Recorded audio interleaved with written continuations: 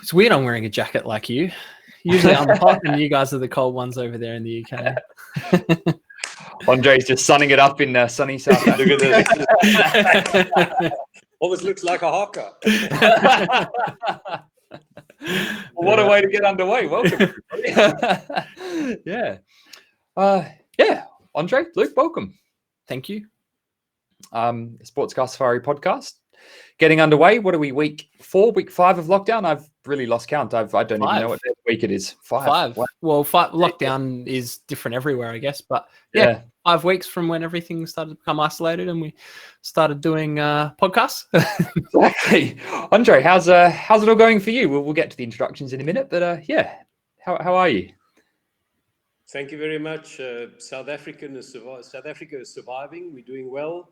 Same as the rest of the world, and thank you for having me here. Not a problem. Welcome. Well, I guess we'll start. Look, you probably know Andre a little better than I do. Why don't you kick off the introductions? We obviously have the picture in the bottom right-hand corner. For those that don't know, it's a beautiful 71 911 in front of Ayers Rock in Australia. That probably gives some hint about what we're going to be talking about today. But yeah. Well, I guess that's kind of where most of us met Andre. Well, certainly yourself and myself is where we met Andre, is through that lovely Frisco 911 of his, when you and Corlandi started touring the world, which is pretty cool. And Andre, from the onset of meeting him, was the most lovely, kindest, gentle, welcoming, loving person I've met from overseas like that ever before. Don't believe a word. Which is amazing. So yeah, we met Andre. What year was that? 2016, 16, wasn't it? 2017. 2017. Yeah. Was it 17? Yeah. Yeah. 2017. Andre's going to know the best out of anyone. Exactly. So yeah, I guess you've probably told this story a few times, but for those people who don't know it, what's the story behind the car? Where did it come from? How you got it? We've actually got Andrew's got quite a few pictures for us as well, which we'll throw up through your Instagram to give us something to talk about. But yeah, so I guess the premise is it's a restored 911 with quite a history. Andre, you have owned it, several decades ago, and now using it to tour the world. Why don't you start from the beginning, I guess. So. Sure. The car has got a wonderful checkered history. I bought the car in my recollection is in 1991. So I started in the Porsche Club racing early in the 1990s. Then I got convinced to change to a 911. I mean, this photograph brings back tremendous emotions to me. Not necessarily my car, but the blue car behind. Your elder international racing drivers will remember a man called Peter Goff. He's one of the doyens of the Porsche racing world. He passed away about a year and a half ago. And Peter Goff was in the blue car behind me there, and Frisco is actually the white one in front. When I showed that photograph to Peter Goff just before his passing, he looked at me and he said, "You leading me?" And I had to remind him that I beat him only in one race, but that car is actually Frisco. Yeah. Wow. I raced the car in 1993 and 1994. And at Kyalami, like every young racing driver, the red mist just got the best of me, and I put the car into the wall at 180 kilometers an hour. It was a horrific accident. I was very glad to walk away from it, but the car was completely destroyed. I ended up in hospital, survived the accident, came back, then had a careful look at the thing, and we could replace a lot of parts, pulled the chassis straight, and I sold it as a road car. It was registered at the time, so the guy that bought it, was fully aware he wanted to have the car, and it went into rural South Africa, and it stayed there for 20 odd years after that. So did that moment hurt to sell that car, or because it was such a bad accident, were you kind of like emotionally separated from that at that point? It was too early in my racing career to completely think back that I did it for a logical reason. It was just one of those things. I was a little bit unclear in my mind. I mean, now that I'm older and a little bit more wise, one doesn't get rid of things like that is part of your life and the fiber. At the time, now I would hang on to it with life. Yeah. But I sold the car. It was a quick decision, and I got into the next racing car. So the car disappeared out of my life. About 5 years ago, somebody bought a 964 RS from me, and I went to go and look at his collection of cars. And in the one corner, there was this dilapidated 911, still in the same white and green livery. And I looked at the car, and there was a sticker on it of Brunn Racing. I've got a friend in Germany, famous racing driver, Ziggy Brunn. And I recognized the car, and I walked up to it. I took the door, and the one thing we could never get out of it was this noise, because it was so badly bent. If you opened the door, after about 6 inches, it went clack. So I took the door, I looked at the guy, I said, I'm going to open the door, and if it goes clack after 6 inches, and I pulled it, and it went clack. So, cut a long story short, he was kind enough to sell the car back to me. And at that point in time, for many years, I practiced as a barrister, so we don't have the freedom of, spending extensive times overseas. And I've been practicing, since the early 1990s or the late 1980s, flat out. But came December 2016, I got married, and I decided that there's two nations that I always wanted to investigate as projects more. The one was Australia, and the other one was New Zealand. And also to do with the fact that, normally we get a blood nose when we play one of those two nations. So I registered this little project in my mind because of my relationship with the FIA. I wanted to go and see what makes racetracks across the world work. And I discussed it with Kolandi, and we decided I'm going to take Frisco and send it to Australia. And so started. The car arrived there. We shipped it. I mean, there's a photograph when it was under rebuilt. I mean, if you look close up, just look at the seats. I mean, that's the way that the car was dilapidated. It was really something not to admire, and it was in a very poor shape. What was the feeling upon seeing it again? Obviously, you had the click clack and you figured out it was your car. Was that, were you happy? Were you sad? What was kind of running through your head when you found Frisco again? Yeah, by that point in time, I've been between 1990s, the early 1990s, and we're now talking about 2015. A long time. I realized that that Porsche was part of my life, and I started, what shall I say, climbing the ladder. I don't know whether it's climbing up or down, but I became involved in the Porsche world more and more and more, and I had amazing experiences driving 935s, 956s, 962s. I drove amazing cars that largely belonged to friends abroad. But by that point in time, I just knew I needed to have this car back because it's part of my story. And if I didn't acquire that car back, it would probably go in somebody else's hands, and they won't have the legacy of it. It will never be restored to that level.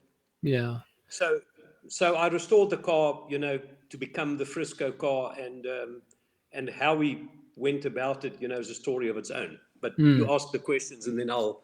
Yeah. So I guess it was like a very much like good memories. Shouldn't have sold it. Wanted it back and do something with it. So. Yeah. Yeah. No, absolutely. Yeah. Well, I mean, Andrew and I. It was like a girlfriend that you let go too early. Yeah. Or a boyfriend. Yeah. Whatever. And now has had a significant facelift. We probably but gone under restoration. Well, I mean, like, I guess Andrew and I can speak from experience. We're both very privileged that we've still got our first cars. So, we can appreciate that, wanting to hold on to something that's really, I guess, pivotal in your automotive journey in your life, and kind of like a defining car, which is pretty cool. So how was the restoration? Did you fix the, did you get the chance to go back and have a second go at fixing the damage from the first time around, or was it fixed pretty well? I bought the car. It was, if I say it was a rolling chassis, the engine was in it, but it couldn't run anymore. It became very dilapidated. I took it back to my friend that has restored many of my cars, and when they put it on the jig, he phoned me up. He said, "Look, you need to come and visit me." And I went there, and I've got some photographs. It's not on Instagram, but my God, Andrew, the car was skew at the back. I would say probably 12 centimeters to the one side. He said, "Andre, I don't think we can save this thing." He says this thing will be crawling all the way. But to cut a long story short, you can make it long if you want. That's fine. Yeah, absolutely.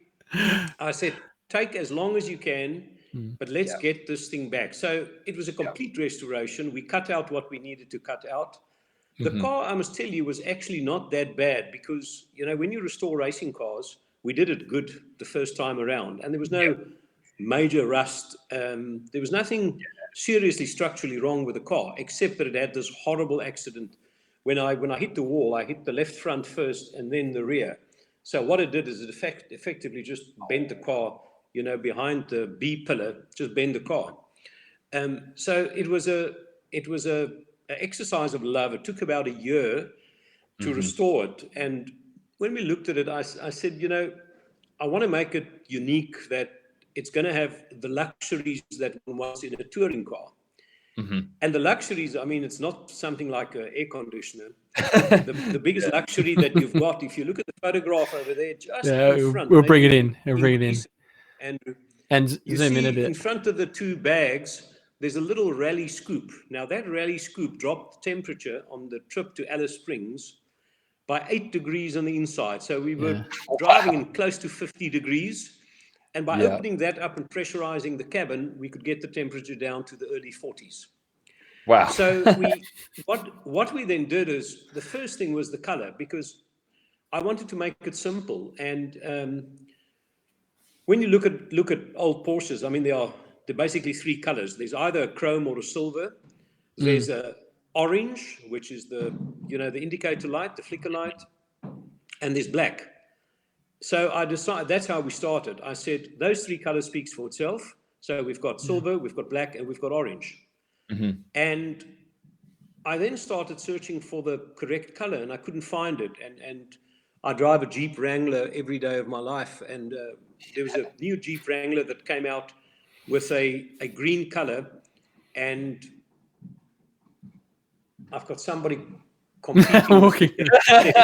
That's okay. We can still hear you fine. Yeah. So as long as you can hear me. So we took this Jeep color, and the guy that I spoke about who restored it for us, Joe Staudinger, he added a little bit of silver to it. Yeah. And people look at Frisco, and there's so many questions. I'm not sure, Andrew, that you were there when our other friend in Adelaide asked the question. He said, "But why does this car always look so clean?"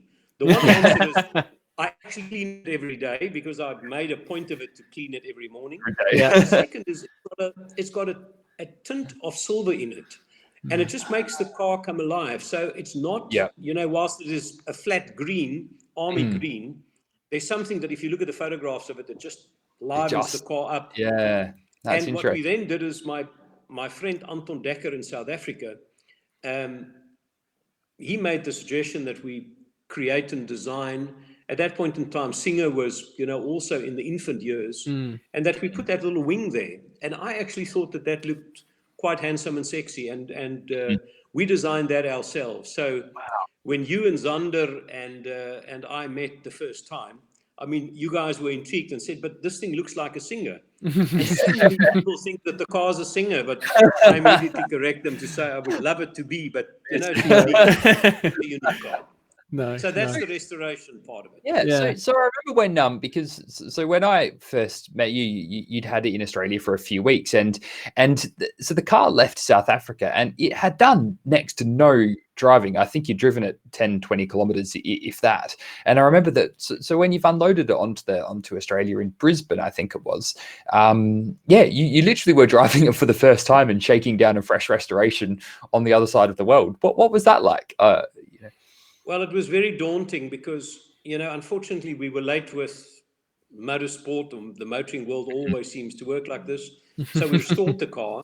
The flights were booked.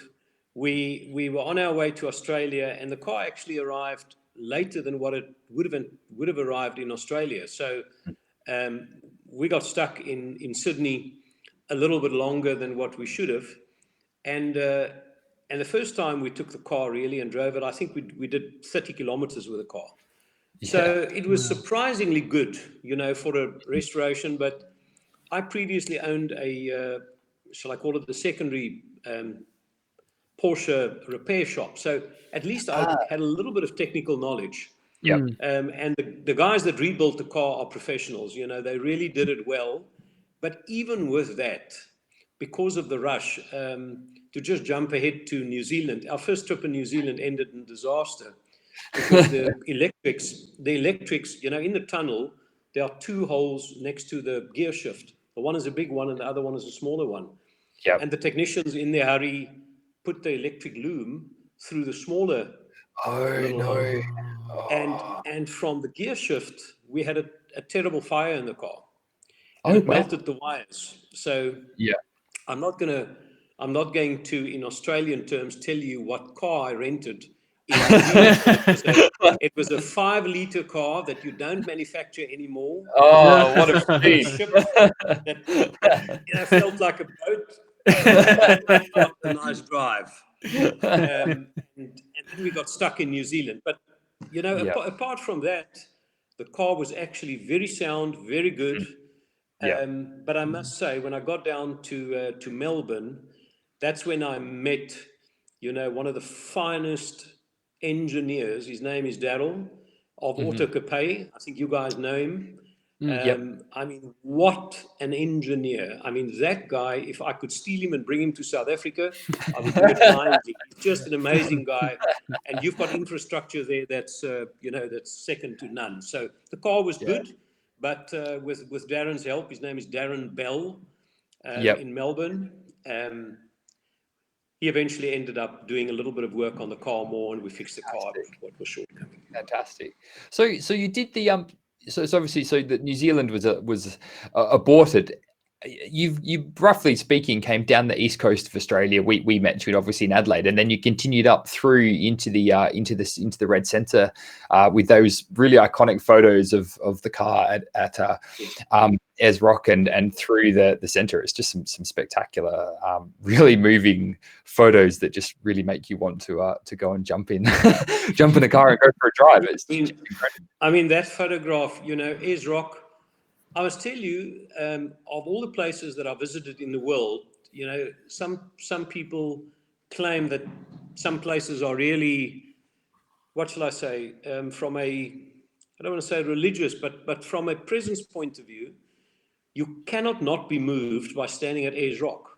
I had the privilege of being at Ayers Rock in, I think, 2001. We did the London to Sydney Marathon, and I raced a Porsche.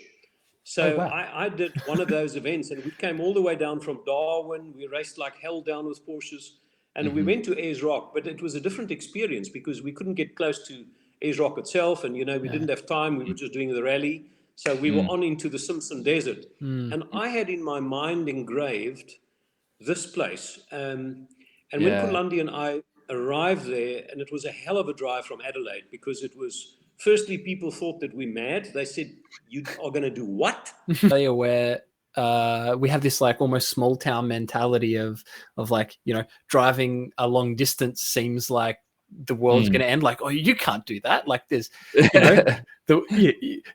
it's more than 20 minutes. Like, you're not going to do that. Which I think Sam from Seen Through Glass had the same thing with his trip to Perth.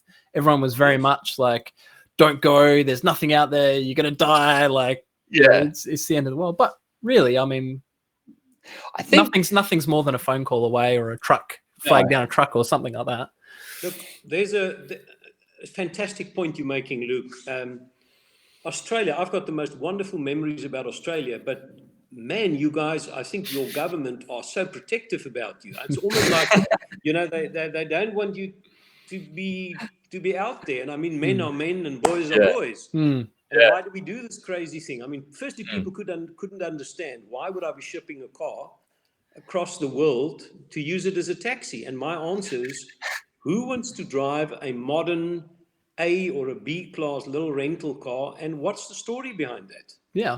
This thing gives you the benefit. Yes, it breaks down now and then, although Porsches don't break. They just almost catch fire, that's all. It does. So the experience in driving these cars, and there's a photograph, I think, on Instagram. Have you got the one where we stand next to the 60-meter truck? People were so friendly. I mean, in that trip towards Alice Springs, I mean, it was just an amazing experience seeing those open flats. I mean, there is nowhere in the world that maybe the Himalayas and India where I've driven before. But we had a fantastic experience doing that, 1,500 or 1,600 kilometers. We did it in 2 days, and it was one hell of a drive. And it was a fantastic experience. Unfortunately, we then ran out of time because the plan was to go all the way to Alice Springs and then go up to Darwin. Right. But we couldn't go further because I had to come back to South Africa and I had to get involved in court cases. So it was interrupted as a result of that. So the trip took us from Sydney to Bathurst, which was in itself just, an amazing experience. Then from Bathurst through to Canberra down to Adelaide, Melbourne to Adelaide, and then Adelaide all the way up to Alice Springs. So that was chapter 1, and thereafter the car went to New Zealand. Yeah. Fantastic. Yeah. And how did you find New Zealand? I've not been myself, but I understand that it's just a spectacular place that is just almost beyond words. The roads, the people, and the country. Yeah. How did you find it? Will you allow me to explain a beautiful story again? And of course. Say it with tongue in the cheek. When you go to another country, one absolutely adheres to all laws, and particularly speeding laws. And me who have raced across the world, I've had experiences in France and the gendarmes, and I remember in 2001 when we did the London to Sydney, there was 4 or 5 cars, going at a crazy speed, and we came over a hump with a Galaxy in front, and I was second or third, and then there was one of your Australian police officers.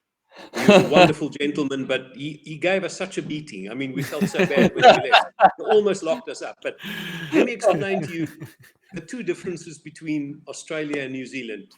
Yeah. So in the one trip to I think it was between Melbourne and Adelaide, the next moment I saw some lights behind me. We were stopped, and a police officer came to me, and he was furious, and he said, "What do I think I'm doing?" And I said, "I'm really sorry. What did I do?" And then he saw the registration plate. He said, "What is this? Where does this thing come from? Is this registered?" And we then entered into a debate. And after about 5 minutes, he said, "And you were going at 112 kilometers an hour. You'll see yourself." And I mean, I apologized. I did everything I had to do. And he explained that the car was on a carnet. He was extremely professional, but he gave me a talking that I felt so bad. I mean, I realized I thought that I've committed an eternal sin. Yeah. The same thing happened in New Zealand. Unfortunately, I was going down a hill. And the next moment in the South Island, again, I saw lights, 2 incidences, lights behind me. The officer stopped me. I got out of the car. I braced myself for a real walk down. Yeah. And there's a tall gentleman, and he stood there and picked up his finger. He said, "I have to tell you, sir, you're speeding." He said, "You were doing 115 kilometers an hour. You shouldn't do it." And he went like this. He said, "You've got a wonderful, beautiful car. You should not be doing that again." And, you know, they are fantastic people. I mean, the South Island, please, you have to go and visit. We had the benefit of driving down the West Coast, went down Franz Joseph. I mean, the country is just, it's an amazing place. I mean, you know, we saw it in Lord of the Rings, and that's my impression of it. Apart from being bloody good rugby players, it's unbelievable. And to drive the Porsche there, we went down to Milford Sound. Yeah. They are just amazing memories we have. So as a destination from a driving point of view, it's as good as it gets. Fantastic. So then obviously, you know, it's funny you say about the speeding. I've certainly noticed that, you know, since moving to Europe and having driven in a few other countries, that Australia is definitely the most strict place in the world. I mean, even people talk about, you know, the rumors about Switzerland being, you know, strict police, but Switzerland's nothing compared to Australia. And I certainly remember a few weeks after we moved here, it was a Sunday morning. I was on the motorway heading out to a race event somewhere at about 6:37 on a Sunday morning, doing about 80, 85 mile an hour in a 70 zone, you know, just sort of cruising along. And in my mirror, I see a police car catching me. And I sort of just, that instinct of being Australian, I was like, oh no, I'm done for sure. And I just held my speed because I was thinking, you know, you don't want to look. And sure enough, he just sort of slowly caught me and passed me and continued off into the distance at about 1995. And, you know, no concern, no real care. And you know, it's the same in most of, you know, the US, most of Europe, you know, around there, it's very liberal as long as you're not doing anything too ridiculous. You're generally you know, we should oblige the laws of the country. And when you tour with a car like this, you don't. We'll get to Japan later, and I'll tell you about the incident that we had there. It was the evening of the World Cup. So amazing experiences. Australia was mind blowing. We had effectively 2 trips. Because we went to New Zealand, it failed because of the car burning. Then we came back, we did a second trip. Again, we went to the South Island. I then took the East Coast route, and that was amazing. You know, we went to Christchurch all the way down to the bottom, and then came up in the middle. So it was a wonderful experience. And our second trip then in Australia started in Melbourne. By that point in time, the car went back to Darren Bell. He fixed the car up, fixed the electronics up. And then we did the second tour. You know, I mean, the people that we've met, the guys at Dutton Motors, would you allow me to just tell you a little story about, I mean, there's a guy which you know, his name is Peter Squires, elderly gentleman. He's the owner of Tailem Town at the Murray River. As I came driving into Adelaide, or 100 kilometers from Adelaide, at that point in time, I didn't know Sam Shaheen, who's become my very good friend. We've become like brothers, and I'll tell that to you. And that's the wonderful thing about cruising like this. You can never make friends if you don't do these crazy things which we are all doing. So I drove past Tailem Town, and in a moment, I looked to the left and I saw this place. I stopped, turned around, it was locked, it was 6 o'clock at night, and I turned around and we actually found a place to sleep that night. Went back the next morning and I met Peter Squires. What caught your eye about Tailem Town, just quickly? What caught your eye? Like you said that you were driving past and it caught your eye. What caught your eye about it? Because a lot of people in Adelaide, and I'm sure people who've driven to Adelaide, just completely miss Tailem Town altogether. What really stood out to you? You know, I've become a friend of Peter Squires as well. He came to visit me in South Africa, and I'll tell you how that happened. But I think Peter does not want to make the place commercial. He doesn't want to put a big board up. So if you don't know it's there and you don't look, you'll miss it.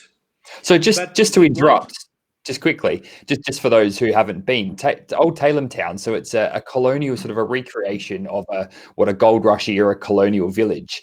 And Peter has built an entire town himself, you know, so there are all the buildings you would find in a you know, small to medium sized town, a bank, a post office, a pub, you know, and the houses, and he runs these experiences, which are quite popular with a lot of schools go there to teach children about how life was back in the 1800s. So sorry, just thought I should interrupt so people that are not from Adelaide know what we're talking about. You can pull up a photograph or two, because there's a lot of photographs of Tailem Town. I'll try and find one now. Let me just talk about Tailem Town and Peter, and we are all influenced by heroes in our life. That's how I got involved in motorsport. In 1969, I watched David Piper as a 9-year-old boy, went to Kyalami, and that's where the moment happened for me. I looked up at heroes, and it was motorsport, gladiators. That's what changed my life. And Peter, this man, look at the photograph here, Corlandi and Marnella, standing at one of the buildings in Tailem Town. Peter Squires had a dream. His dream was, he worked in South Africa. He came out here and he worked here until I think 1968 or 69, went back to South Australia. And he had this dream that he wanted to build an old village. And there's 122 buildings at Tailem Town now.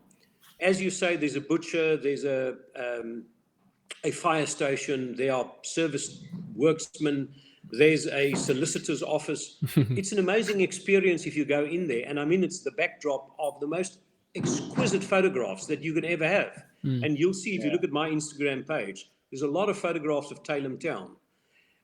So I met Peter Squires, became friends with him. I've invited him to South Africa, and Peter, I think, is in his mid-80s now.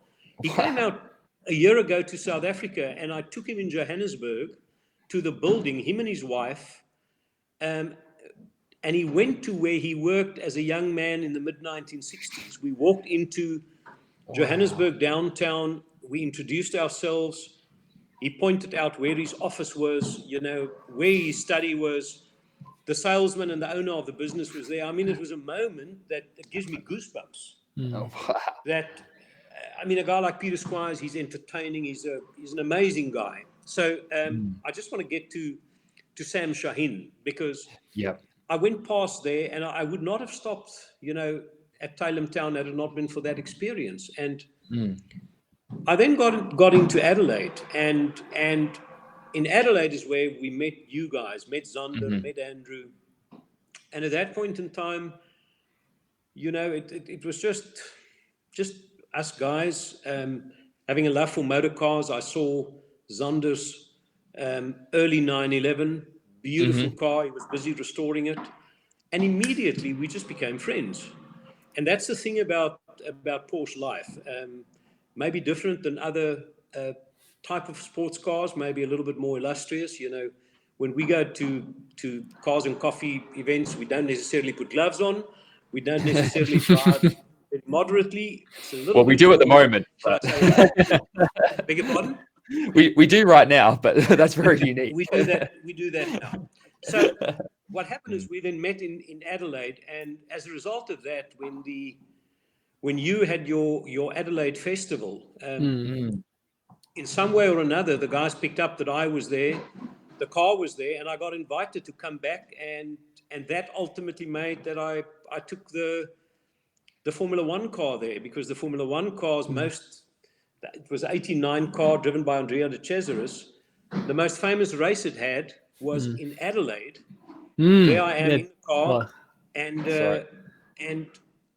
and I've raced this car for years in South Africa, did the hill climb with it, and as you may know, that car is now at Sam Shaheen at the Bend in South Australia.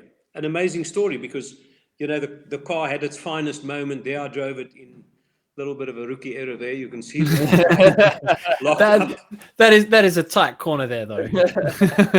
No, it's a very tight corner. You can see how my head is angled to the right, it's reversing back on you. I don't even think that's the apex you're pointing at there, like your head. No, it's not. It's even further around still. It's under control there. Yeah. Well, so Dallara, that's such a stunning sounding car too. That sounds phenomenal.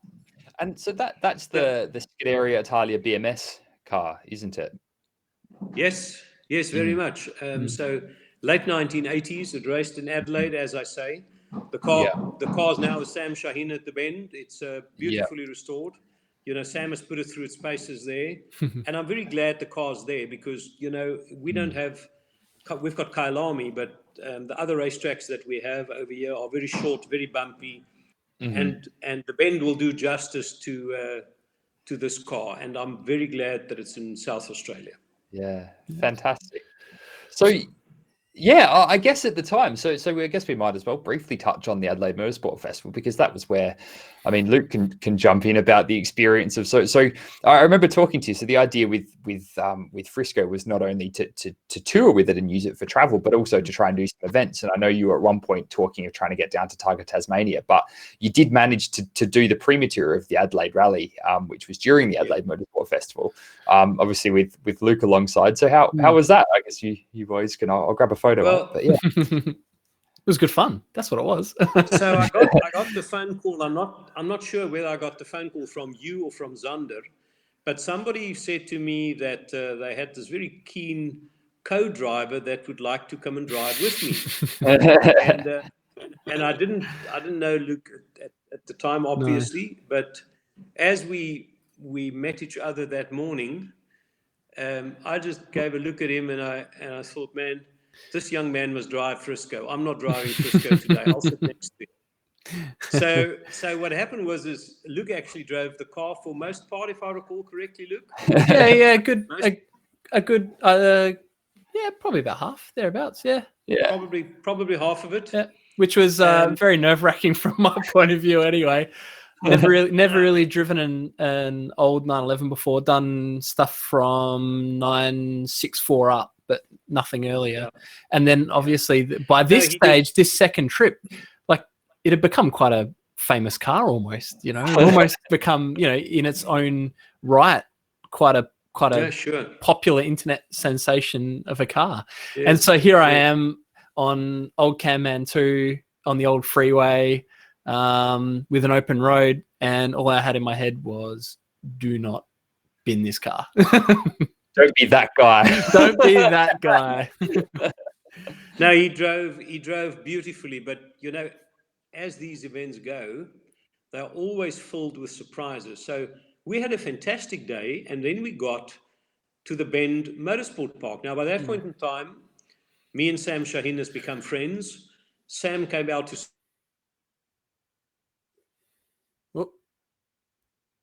Oh, I think we just lost. I think we might have lost. Oh, hang on. We've got him back. I was sharing with Sam experiences that we have had, at the racetrack in South Africa. So Sam's track, the Bend, was just open. I mean, it's beautiful. You can ask Luke. I mean, the tarmac was, it's got this fresh look. It's beautiful. It's fantastic. I think this may have been one of the first events there. There I am parked next to a beautiful Enzo. and we did a little bit of reconnaissance laps. And because you guys had the track, you had the day before the rally, you guys were out there running around in some cars with Duttons and a few of the guys, weren't you? Yeah. Yeah. So we drove, and the next moment I looked at Luke and he looked at me and I said, that fuel smell sounds that's wrong. Yeah. And we were close to the last turn onto the main straight. Yeah. Which is the big sweeping right-hander. Yeah. And he's got a pose. He's got a picture. I mean, look at this photograph. As I turned to the right, I just knew there was something seriously wrong over here. Because we were having such a good time just before that. We had Bruce Springsteen belting. We were making some lovely noises with the tires around all the corners and having a good old time. Rocking along. We were really going. Yeah, it was great. The next moment, I stopped, and as we stopped, it was just peeing out fuel at the back there. So I think happened was we stopped. You stopped, and I jumped out. And you jumped out and the car was still running, and it was just flowing fuel. Like you look at the ground there and it was like, we hadn't even started trying to clean that up yet. That was just pure fuel there. It was so much that came out. So that's fuel under 5 bar pressure. Yeah. So what happened was it actually, there's a little, still one of those build issues, a little gasket on the carburetors, just on the side. This thing just gave way. Yeah. So 2 things. Firstly, I had to to apologize to Sam. And I said, Sam, I can tell you now, I'm really sorry that I've done this to your racetrack, but it's going to be the first of many. and I mean, he's a seasoned man. And I said, I really need your help because we need to fix this thing up. And obviously, he gave me one of his marshals. We went into town, into Tailem town, and we stopped at a hardware shop and then found exactly the right packaging. And within an hour thereafter, we came back, and Luke and myself, we stripped it down, fixed it up, did what we had to do, and the car was good to go again. One of those things, though, about that experience, I think, highlights, I guess, your race history and I guess the London to Sydney you've done that I hadn't heard about before, but just that having all the tools inside of the car. It was, you know, when you watch one of those comedy movies or something, one of those old black and whites where there's like 100 clowns that get out of a car or something. It was like that with tools in Frisco. It was like front bonnet came up, million tools came out. You actually had some gaskets in there, I think, as well, Andre. Like little gaskets and rings. We just didn't have the right one for that fuel inlet on the carby. But every tool you could think of to fix it was there, and spare parts and everything just shoved away in there, which was really, really handy. So I think we messed up Main Street and we messed up his car park as well for a bit. Sorry, Sam. But it was, it was all done in good spirit. Everybody had a good laugh about it. There's a photograph, if you can maybe find it, and you'll see the amount of spares and stuff that we carry. Because the question is, why a roof rack on a Porsche? It's absolute essential. You can't put luggage on the inside of a car because the bonnet area is taken up by everything that you pack in it. And let me just tell you, there's a joke about a Porsche bonnet stay. Does it work? The answer is no. What do you need? You need a broomstick.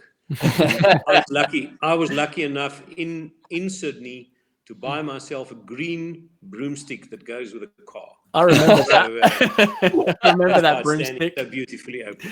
Yeah, absolutely. Yeah, I remember that one. Hunt through, just reminding me at Frisco _911 for anyone that wants to jump on Instagram. I'm just scrolling through trying to find this picture, but there's just amazing amounts. I'm getting very distracted. So so I guess the F1 that you did hill climbing with that as well. You've had some pretty big hill climbing exploits in a couple of cars in South Africa. Yeah, we don't have a very active hill climb championship, but there's one event that has become part, I don't want to say of the world scene, that's maybe overstating it, but it's called the Knysna Hill Climb. I think they've had it now 12 times. I competed in the Formula One car there and set a record, probably 5 years ago in it. I was lucky enough to win it 3 times in a row, and I then got the Gould, which is the blue car that you saw there, which is a Formula One chassis, effectively, and built by a company called Gould in the UK, dedicated hill climb people. I mean, you can look at the wings at the back. Yeah, I remember. It's an amazing car. It runs a 3.8 litre McLaren Nicholson engine. So it's just an enormous car, just fantastic. So, I mean, the history behind those cars is pretty fascinating. So I remember when you first told me about the Gould, and I'd not been involved in a lot of European hill climb stuff. The hill climb we have here in Australia is usually very short, and they're usually built up of, old MG specials and things like that we have here in Australia, and, Formula Fords and Formula Vs that have been converted. And it's quite an interesting story with getting like an F1 tub, and then, Gould basically go through it and redesign suspension and driveline and optimize absolutely everything for hill climb. Just having, lesser restrictions than Formula One, you can do that kind of thing. Yeah. And just the level of detail, like when you go through and you read the story on how they build them, the level of detail they go to in fine tuning that suspension is like second to none, like phenomenal. So was it a big step up? They're pieces of art. They take little bit more than 70 kilograms out of them from a standard Formula One car. So the car weighs 472 kilograms. It runs. It's got a fuel tank of 5 liters. So you've got no chance to make a mistake and back down and go again. Run, not done it. That's it.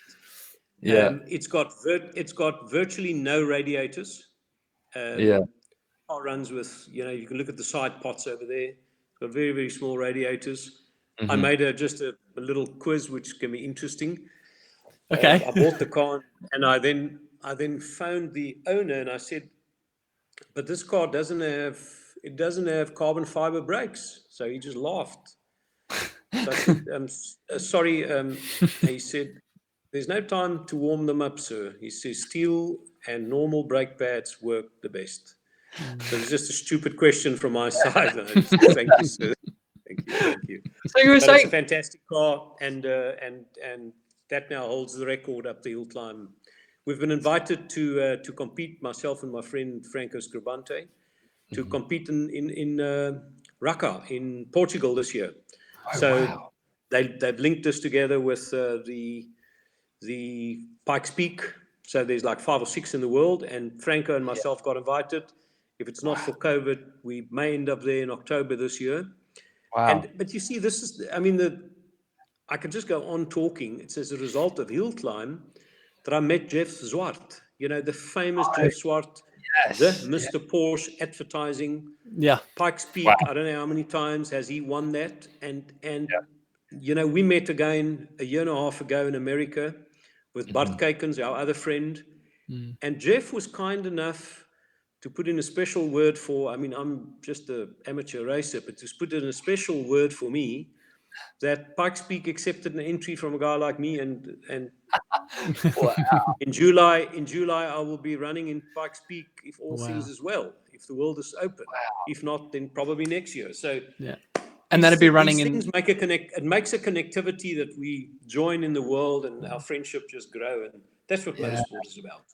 Exactly. So just to go back to the car, 475 kilos. Approximately what sort of power and torque are you getting out of that? Pushes out 650 horsepower. I can't tell you what the torque is, but it does 0 to 100 in less than 2 seconds. 2 seconds there or thereabout. Wow. So it's an extreme machine. Yes. Yeah. And I guess for anyone listening, Andre's Instagram, there's a great video. Andre's latest post, an in-car footage of a run up the hill climb, and that's something next level. I posted it this morning because the hill climb would have been next week. This is the hill climb time in South Africa. So all my mates, we would have been preparing for this and running it up the hill. And instead, you're here with us, so thank you. Well, I guess how long's the driveway? Can you do a little hill climb up there? No. Not long enough. No, won't work. It's driving a car like that on a hill climb, and a track, I guess, is 2 polar opposites.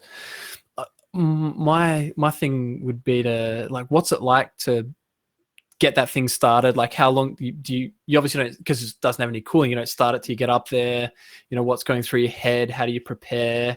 And then obviously the hill climb itself, you're coming through at warp factor 9. Like, what's that experience like as a driver, like sitting in that car and going? Andrew, can you just go to the photographs just around that one, which is there? There's one of the cockpit. In the cockpit, you'll see me sitting with my hands on it, and there's a little note on the steering wheel, and that's an interesting talking point. Yeah, because hill climbs are very hill climbs are very dangerous. You don't have a lot of safety features. There's no runoff area. They are immensely intense.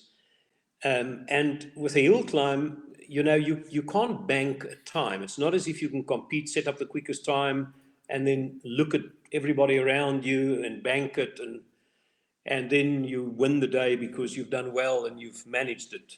It all comes down to the last run. So you start as 20 or 50 or 100 competitors, and then it reduces down to the top 10, and then ultimately the top 10 has the final shootout. So it's the guy in the last run. You could have been leading this thing for the whole weekend, but it's the last run that counts. Yeah. And to set a record in the last run, that's the challenge. So if you look at the little clip which I posted today, it is intensely fast, and you just can't make mistakes, because if you hit a tire on the side at that speed, there's going to be a very, very big accident. Your question is, what do you think about the car started? Doesn't have a self-starter, so you get pushed literally to the starting point. Wow. In my mind, it goes quiet, and there's a little note that I put up there, which I remind myself of, because we're amateurs, we're not professionals. I'm acutely aware of our limitations. We don't do this for a living, and I just put that on every racing car that I race, and it simply says, "Be there at the end," because if you don't do that, you can end up not being there. Yeah. So it goes quiet in the mind. You've done it many times before, and you just automatically, it becomes second nature. You do the things that you do, well. Hill climb to me is one of the purest forms of motor racing, because no two runs is the same. We normally run the final at about 4 o'clock in the afternoon, 3:30, 4 o'clock, and sometimes it's in the shades. So the moment when you've got a canopy of clouds, the breaking points are different. There's no markers. You don't have 150 meters. And if you watch that video, it gives a good sense of what challenges one have when you run a hill climb. But it's an amazing experience. And when it's over, it's almost like, shit, what did I just do? And why did I, man? And then when the result comes and you're lucky enough to have won it, I mean, it's an amazing experience. That's why we do it. Well, I mean, the result last year was unbelievably tight between you and Robert. Yeah. That was Rob. Yeah. That was, what was it? A couple of 2 milliseconds, I think, or something like that. Yes. It was nothing. Yeah. Robert Volk is. I'm an amateur. Robbie is a professional driver. He's a multiple South African championship driver, and he had a fantastic car. So he was driving an A1 Grand Prix proper pucker racing car, and he was on it the whole weekend, and he was getting closer and closer and closer and closer. And to put it in perspective, I think I won by 60 thousandths of a second. Now, at that speed, it's probably 20 centimeters or 22 centimeters. Wow. And not that I've obviously never competed on the same level that you have, but, I've done a few hill climbs back home. And one thing, particularly competing at Colin Grove Hill Climb in South Australia, I remember from that is because it is so short, you don't have time to sort of analyze. You're driving mad and you're changing gears and you're doing this, and then you cross the finish line and then you take a break and you go a breath and you're like, okay, well, I stuffed that up. And then you need to wait an hour and a half before you get another go at trying to do it again. It's not like a circuit where you've got... That's a good description. To do it. And this is in a slow Alfa Romeo, let alone a car of that speed. It just must be the most incredible challenge. That's yeah. No, but that's the correct description. It's all, it's almost subconscious. So I guess back to just quickly back to the World Tour, if we can. Obviously, we've obviously in our next Sportscast Safari issue 3 coming up, we met up with Sam from Seen Through Glass when he was coming through Adelaide as well. Now, I realized when we first saw Sam's, so Sam, obviously the YouTube channel Seen Through Glass did a world tour in a modern 911, a Carrera T and 991.2. And when that first came out, it had almost the exact, and I'll bring up a photo in a minute, but it has almost the exact same livery as your car. And I thought, there must be something cool going on here. What was the story there? How did that happen? Were you aware of Sam yeah, it's quite cool. Yeah. So Sam is a very cool guy. I really like him. He came to South Africa. We had a fantastic chuckle and a good drive around when he was here. But the story from his side goes like this. when he was planning the trip, he asked the people, that prepared the car for him to come up with a very unique livery and color, because he wanted to have something very special. And his team came up without him knowing it. I mean, I don't know whether he ever saw Frisco, but the team came up with this version of a Frisco. And, the moment that his photograph started going through the world, some of my mates phoned up and said, "You've got a new car now. How do you do this?" And I remember I had a chat with Corlandi, and she thought that because of her complaints that the car didn't have an air conditioner, maybe there's something more accommodating on its way. And Sam then arrived in Melbourne, and the car was in Melbourne. Yeah. And there's amazing images of the car. So you'll see that he's just taken, the color is a slightly different one, but he's done exactly the same. It's a green, orange, and silver and black. And the car looks absolutely beautiful. And the pictures that they got, they had a shoot of about an hour and a half. They got some magnificent photographs, and the two cars are now almost associated with each other. And his friends have become my friends have become his friends. And I mean, look at that beautiful photograph, the two together. Yeah, that's quite remarkable. I'm thrilled that you're able to get the two cars in the same place at the same time, which obviously, when you've got two separate world tours going on, is not a given at any stretch. So that's quite cool to see. And that's why these things they're so unplanned. The next chapter that came after this was Japan, and people say, but how come did you plan it to take the car to Japan? The answer was no, because it was intended to go to America after Australia, but as a result of New Zealand, falling apart, we then had to adapt, and the car then went to Japan.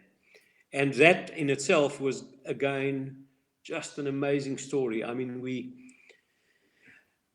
when I realized that the World Cup was going to take place, we had this livery made, and it says "Go Bokke Go," which means go, go, go. And I mean, the car was a hit in Australia, not in Australia, in Japan. I couldn't believe that people actually, know about Frisco, but it's got a personality of its own now. And people ask me about it. Is it worth the while? It's not actually about us. It's about these cars, because God willing, this will go one day to my son or to whoever.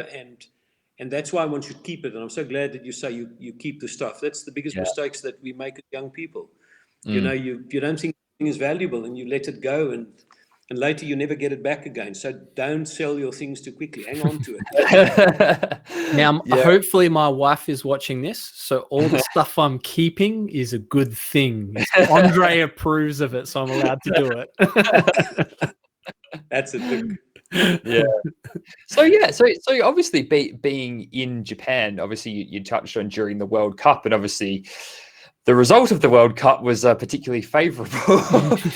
What was that like? That literally is a lifetime experience of these different spheres aligning at that time.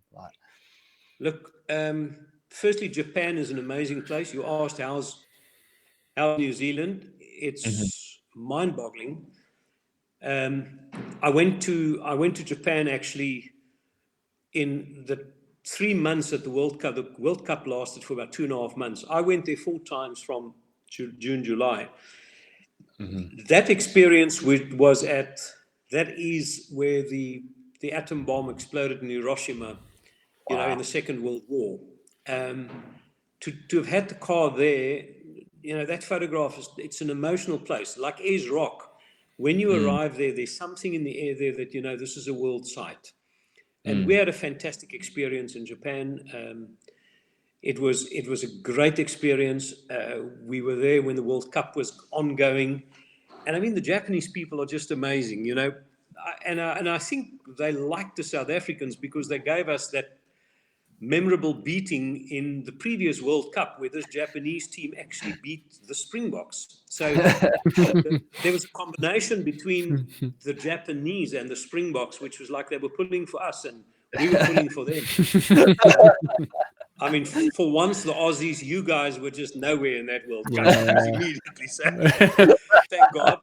But I was there with the New Zealand game. We could park the car very close to the stadiums. Yeah. And there's Corlandi and Marnella. We did some fantastic country driving. I mean, look at the ground, the green plantation, at the rice plantation at the back there. So it was just fantastic experiences.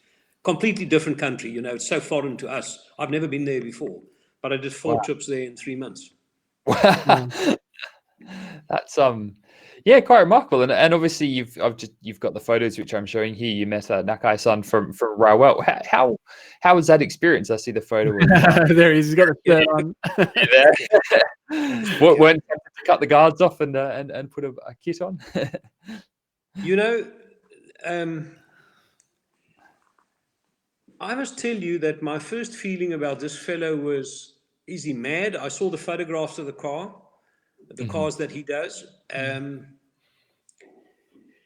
I didn't do a lot of studies on him, but I arrived in Japan, and a friend of mine who's associated with Dutton Motors, again, Dutton Motors having a sourcing infrastructure in Tokyo. They were so helpful to receive me in Japan. And then I went to meet Nakai-san. And I must tell you one thing, he's a very unique man. There's a passion and an emotion there. He's a real guy. And if I mean a real guy, I don't mean it derogatory against anybody. But, you know, when you sit with people, you find a genuineness. And he's just one of those guys. And I mean, there's so many things that I can tell you about that guy. You look at his book order. So in his workshop, he invited me in. We had a fantastic time together. We spent close on 3 hours together. We got on like a house of fire. Eventually, I said to him, now, you know, how long is your order book? And he turned around, and I don't think there's a photograph of that. But against a pillar, there was pieces of notes stuck down. And he was sold out for the next 2.5 years. And I think he builds, and I'm talking under preservation here. I think he does 40 trips a year, 40 cars a year. Wow. So it's just mind-boggling. The man is a machine. He's got an energy and an emotion and a focus. And we park the car over there, and I'm told that Nakai-san doesn't put any stickers on anybody else's car. You know, they go onto his cars. And when he saw my car on the outside, he came to look at it. He walked around it. He showed an intense interest in it. He then went back and he brought out a golden Rauwelt sticker that he took in his hands, and he pulled it off. And I looked at him, and I moved to the other side of the car, and I was going to, try and stand there and help him to guide it. And in that moment, I realized, my God, this is the guy that people say he's got an eye that looks in 4 dimensions. Yeah. So I stood back and I just watched him. And without measuring, moving it up or down, he took it, went, and he put it on the windscreen. And if there's a photograph there and you look at the Rauwelt on the front of Frisco, you'll find a photograph there. Yeah, it is absolutely perfect, center, spot on. It's not 1 millimeter up, 1 millimeter down. I eventually took a ruler when I got to one of the hotels, and I said, no, I'm going to find a mistake with this guy. It can't be perfect. It must be 0.5 millimeter up. And I measured it, and it was absolutely spot on. So when people say he just takes, he takes a saw and he goes on the car, bang. Now, I must tell you that there's a few photographs that has not been posted there because, there's the Rauwelt at the top there. But in my visit to him, behind his workshop, there are a few 993s, which I showed it to our friend Paul Giddon, and Paul just about cringed because these were cars where the sill has already been cut. So Wow. like it's completely just sawed off, and you see the wheels standing, and you see the inside bare part of the body. I mean, it's like, what the hell have you done to this thing? But I mean, clearly the man has got a following, and I must tell you that Nakai-san and myself is going to do something together. It's not going to be Frisco. People have asked me if Frisco. The answer is no, it's not Frisco. Can't do Frisco. We're planning it at the moment, but somewhere in the future, God willing, we're going to do something together. So by him putting that sticker on Frisco, he said to me, beautiful, beautiful. He like, beautiful, walked around it, and he put the sticker on. And to me, that was... I never built Frisco to get the... I didn't even know about Nakai-san when I did it. It was just a pure piece of love. But you can see on this photograph, do you see how shiny the car is? And that's that little bit of silver in it. Yeah, you can see it's got a very interesting texture. Yeah. Well, yeah, on the paintwork, like I remember after we finished the Prima Tour, Andre, you had the car displayed with Porsche at Adelaide Motorsport Festival. And yes. We got back, and I knew the car was a little bit dusty, but it didn't look overly dusty. But when we washed the thing, I was surprised how much actually came off it. It was huge. It does a very, very good job of hiding it. But so where is the car at the moment, and what's next? The car is on the sea. It's somewhere between Tokyo and Durban. It's landing on the 4th of May in Durban Harbour. So it's coming back to South Africa. It'll then go to the guy that helped me build the car, Anton Dekker. The incident which I was explaining to you. So at the night of the World Cup, I mean, this unbelievable win. My daughter was there. Corlandi was not there. But we went, so my son-in-law, and my daughter. So 4 adults in Frisco, driving from Yokohama back. It's 11:45 at night, and now we're going to have this amazing party. This is the moment. We're really going to hang out in Tokyo. And can you believe it? We turn into a street at the hotel, and my daughter, while she's opening the door, I was on the right-hand side. The door was just a little bit open, and a taxi came past and hooked the door. Oh, no.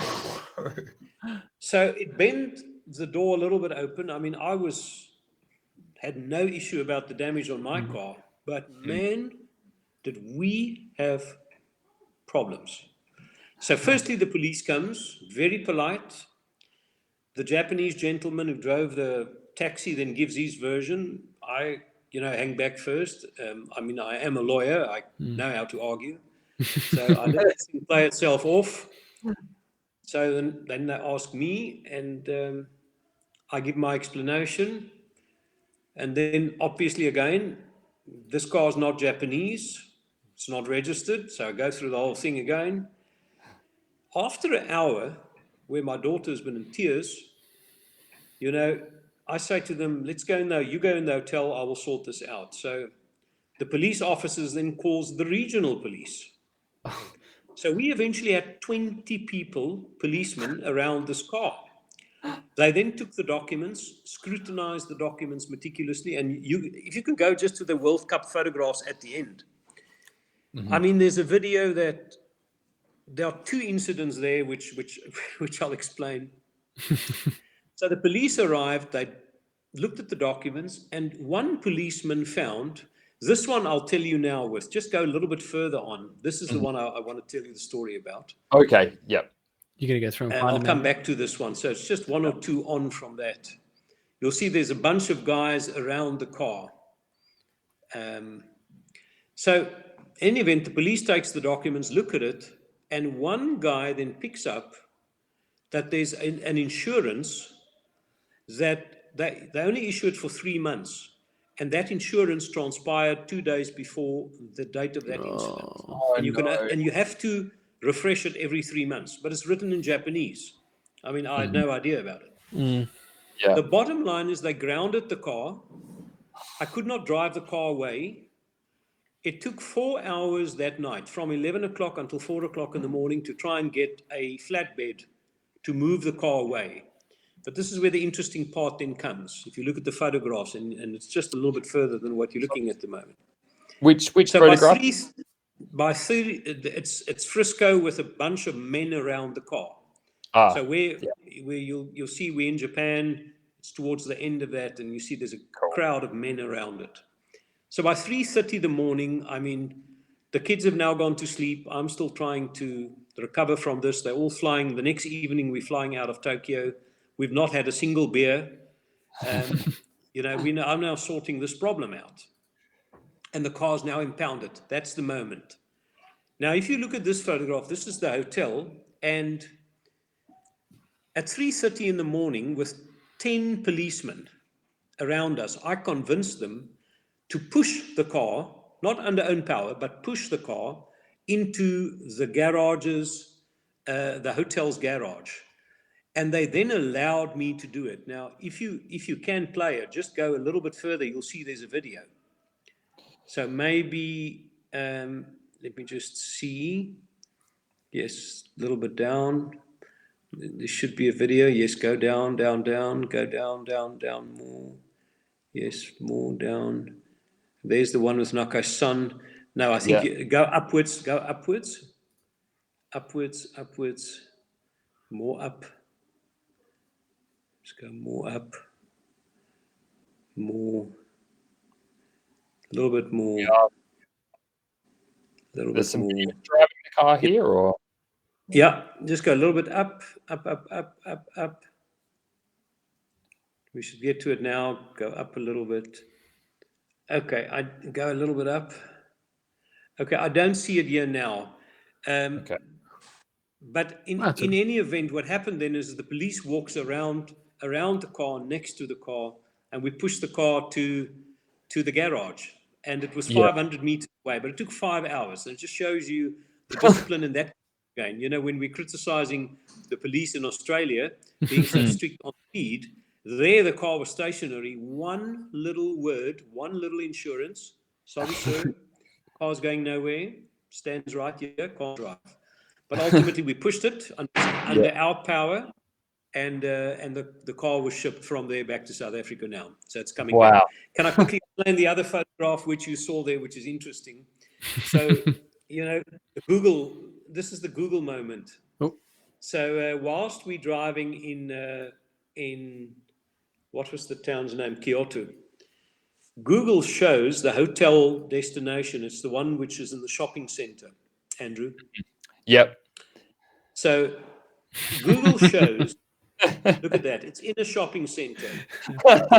These are all South Africans, and I was following the instructions of Mrs. Google. But as I was driving, I suddenly realized that there's more and more people around us, and I'm not driving on a road anymore. This is a tiled floor. You weren't trying to do the Italian job, were you, Andre? Driving, escaping the police through a mall or something? Eventually, we stopped in front of the hotel. I got out and I said to my friend on the right-hand side, there's something wrong here. There's too many people. And I went into the hotel and I said, where can we park the car? And the woman gave me a map and she said, where are you now? I said, no, I'm parked downstairs. She went completely mad. She said, it's the shopping center. You can't be there. The bottom line is we drove into a shopping center like one of your Westlife shopping centers. Yeah. I mean, there's a video that if you look at it, I think people thought that we're making a movie because it had the roof rack on. The car was slowly driving in, and if you look on the video that is on Instagram, when I turn around and I eventually leave, you can just see thousands of people following the car, and it was wonderful memory. That's the best. And you're not gonna do that in a rental. No, like you're not going to have those experiences in a rental. Well, they'll throw you out. Yeah, you know, people thought that that's part of a movie scene, so they allowed us to be there. Yeah, absolutely, and it's pretty phenomenal. Wrong way down. That's great. I can only think what would have happened in Australia if you drove into your shopping. There's a certain Instagram page you would have ended up on for sure if it was in Adelaide. Yes. So yeah, that's incredible. So yeah, after obviously everything's on hold at the moment, or the virus and lockdown and whatnot. But where are you thinking next? So the car will go back to South Africa, Frisco. We'll have a bit of a refresh and rejuvenation, and then what's left on the list? Do you think? Look, I think just for a moment, if we think about what's happening in the world now with COVID, I don't think we're going back to normality very soon. If there's a vaccination, in my view, the world will recover quite soon. But if there's not, I think we're going to be stuck, and we'll put our efforts into the regions where we normally operate, which is not a bad thing, and you'll have growth where you are. But Namibia, I've never done Namibia, which is one of our countries next to us, one of our neighbors. I think we're going to do some interesting things with Frisco around here, and try and do Namibia, potentially Angola, but the roads this is not a cross-country car. We'll have to lift it up a little bit, and maybe do some suspension changes on it. But it's a car to be used. It's got all the features in, and I'm not going to stop driving this thing. I can't remember how many offers to sell it, maybe more than 50. Everybody wants a Frisco, and I don't know why. Maybe the name, the name Frisco, I don't know whether that's something that you're interested in. Yeah, absolutely. But Definitely. It comes from my mother lived with me for the last 9 months that she was alive. And I arrived home one day and she was very grumpy. And I sat down, I said, "What's wrong?" She said, "Nothing." I said, "Come on, Ma, what's wrong?" "Nothing." And I then said, "There must be something wrong." She looked at me and she said through tightly pressed lips, she said, "Everything in this house is so grand." She says, "But can you please do me a favor?" And then she went with beady eyes. I said, "Just get me Frisco, get me proper coffee, this rubbish that you are trying to use." Now, at the time, we were all into making your own coffee with beans, and Frisco is a very basic chicory coffee in South Africa, 50 years old. And I said, "No problem." I got my assistant, said, "Go and buy some Frisco for Oma." The next day she was all smiling, and the bottom line of that is never get ahead of yourself. We must know where we come from, and I just remember that as a story in life. So that's why I use this name Frisco, to just remind me that never get ahead of yourself. What a fantastic story, and a fantastic way to bring that memory along with you, and I guess share it. And it's it's really cool. It's really cool. So, well, there's so much more to touch on. I mean, I've got a list of things I've been following, but Luke, what do you think? Any more questions to ask Andre, or are you? Well, I guess, touching on going what's happening with the world and everything like that. Like, I know that, Andre, you're involved in a track, and I guess that's where you share some of your bond and relationship with Sam Shaheen is management of a racetrack. What is it for everyone out there, and how is it at this time in the world, and what's going on, and how you're responding to it? Well, let me firstly say about Adelaide, you guys have got an amazing country. If I see myself living in any other place in the world but for South Africa, if I could have two places in the world, it'll be there.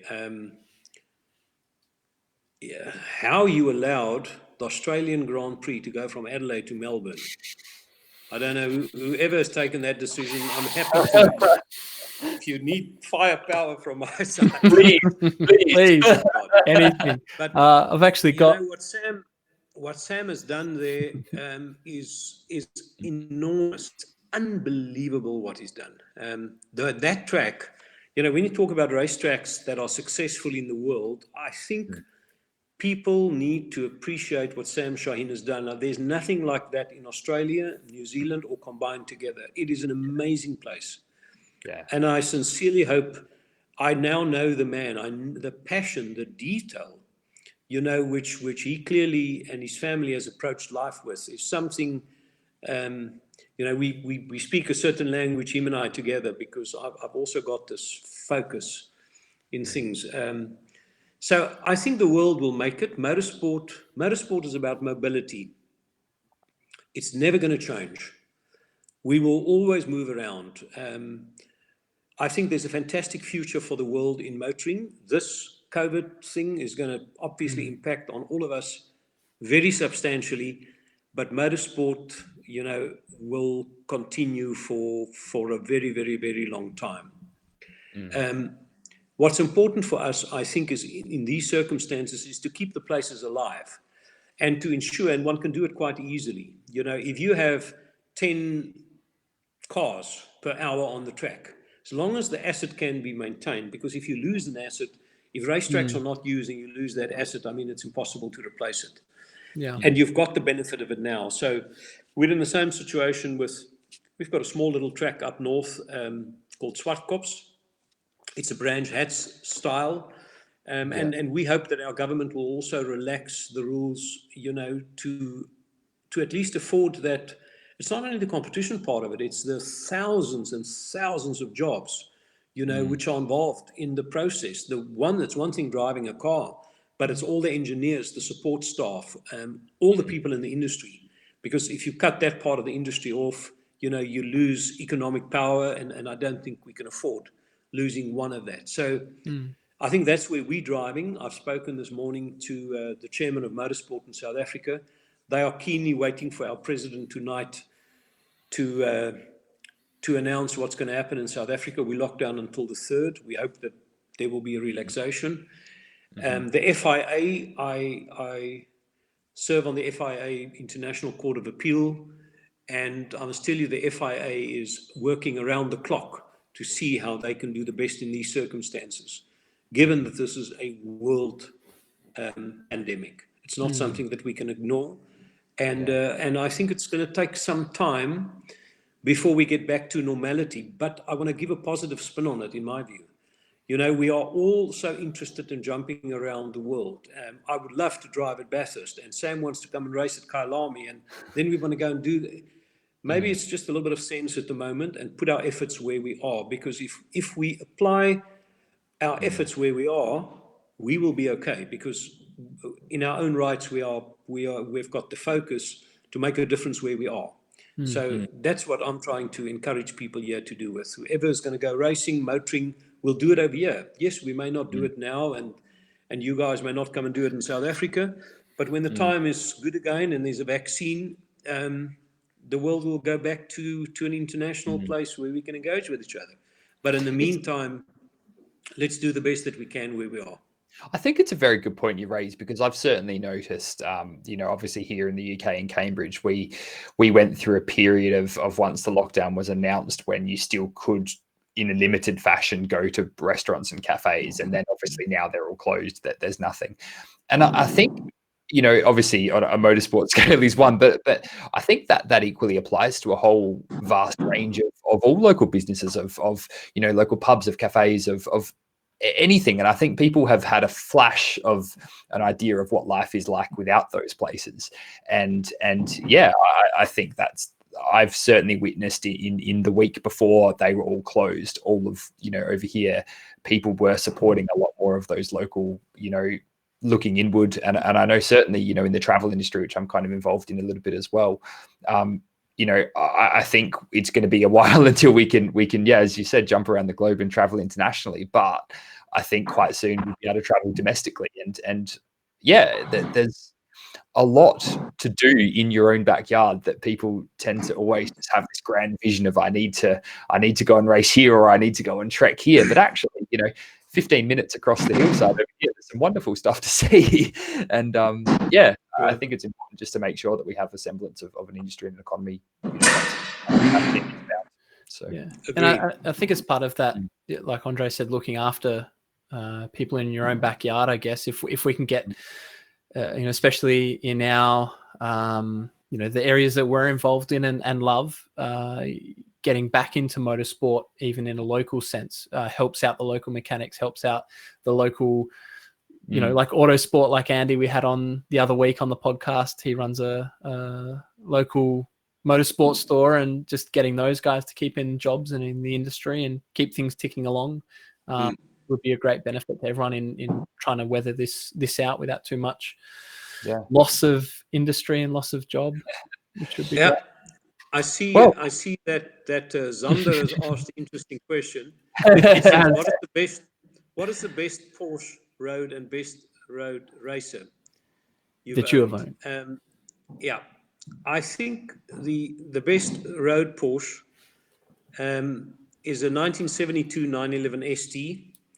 It produces about 250 horsepower. It weighs 910 kilograms.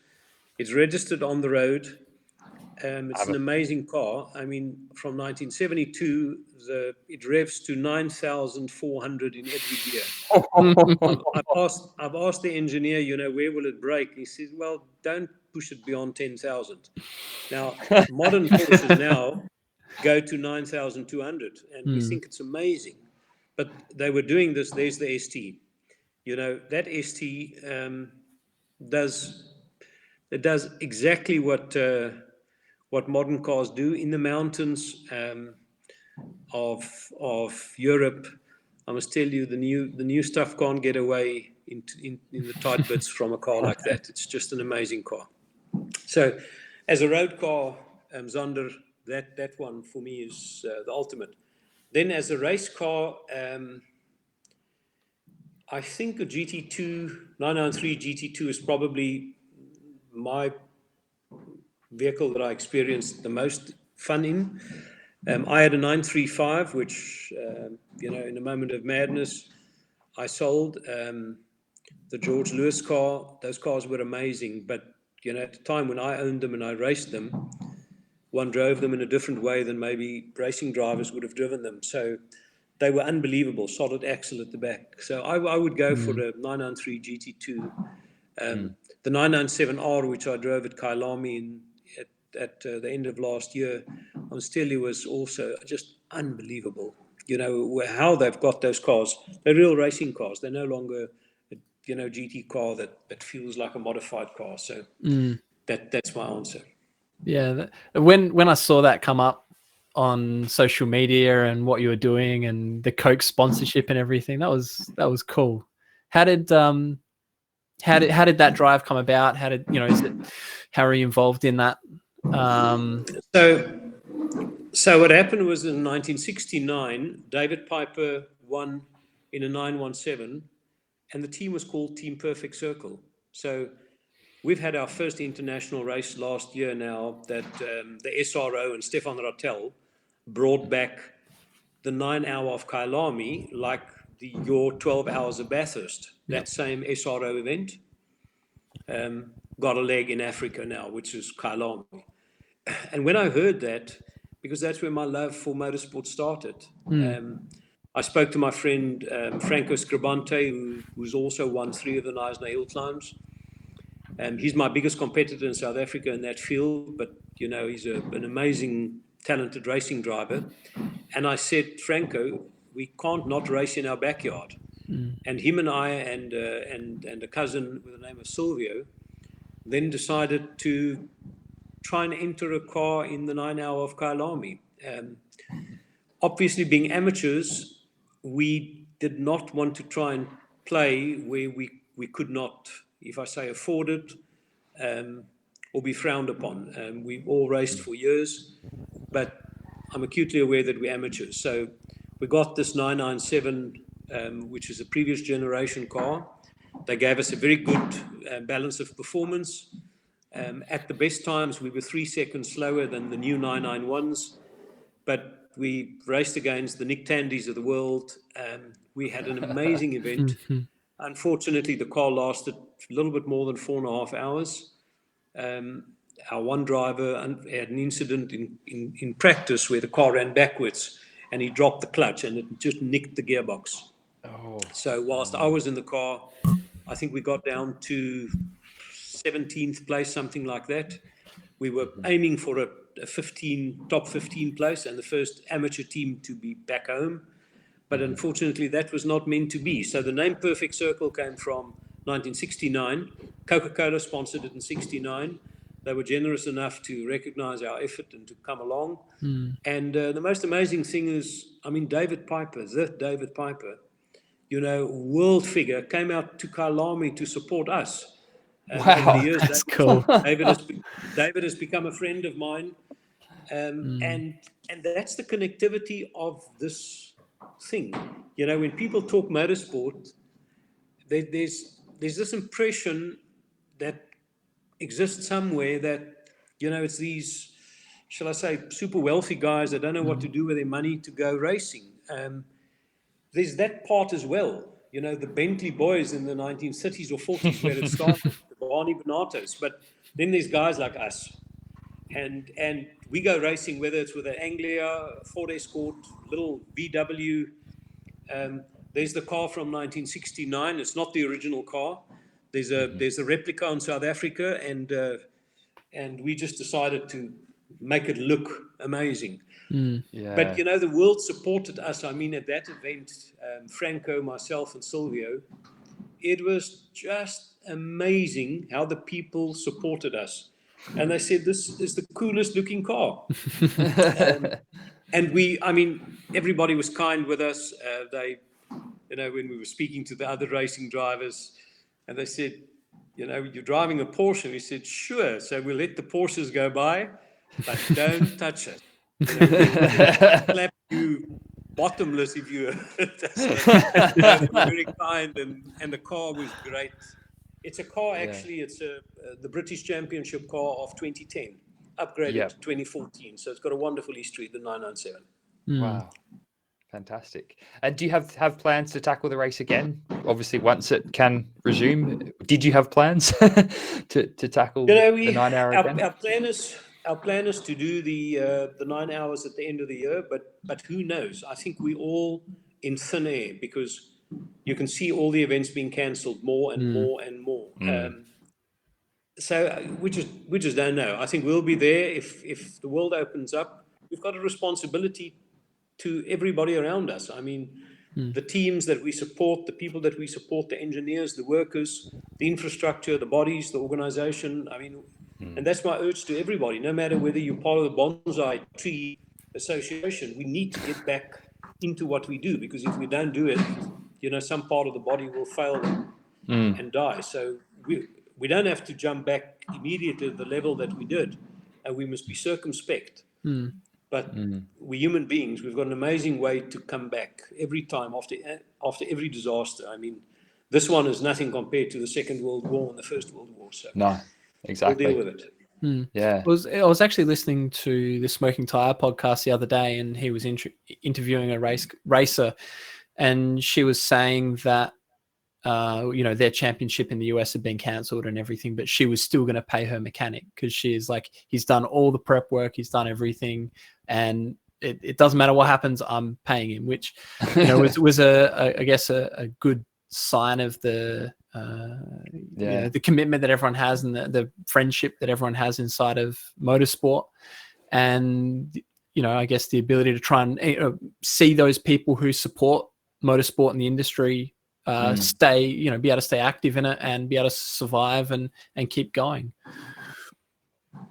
One thing I am looking forward to, I think, it might take some time, but once things, can go back to normal, I think we're just going to appreciate what we had. And I think it's going to be a great couple of months of everyone getting out and just enjoying being out with people and at events. And, I think it's going to be good. So that's what I'm looking forward to, at least. So Sure. No, amazing. And, this type of thing that you're doing now, I mean, where in life would we have had time to exactly like uninterrupted? It just be available. I would be in court, you would be doing your yeah exactly. Wonderful things coming out of this, so not too bad. Yeah.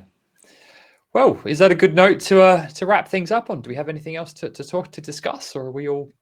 I think keep going for hours, but yeah, I know. Might have to leave that for another day. I mean, there's something like I just want to find out more about the London to Sydney and other racing and bits and pieces that you've done. There's plenty of things to talk about. When you come, let's do this. You're invited to come to South Africa. I've invited both of you. Yeah, I've invited Zander.